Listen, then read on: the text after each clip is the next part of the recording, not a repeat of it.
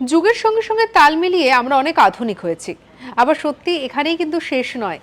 শিক্ষার হার বর্তমানে মেয়েদেরকে এমন পর্যায়ে নিয়ে গেছে যে কোনো অংশেই মেয়েরা পিছিয়ে নেই।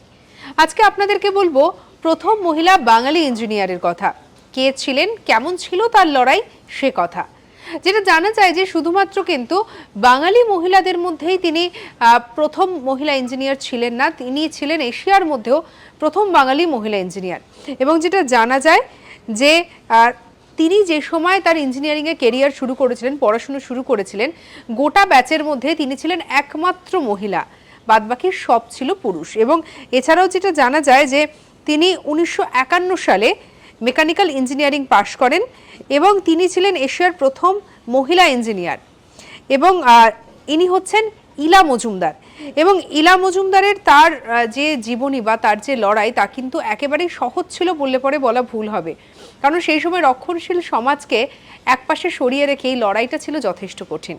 সঙ্গে রাখুন আজ তাক বাংলাকে, সাবস্ক্রাইব করতে ভুলবেন না।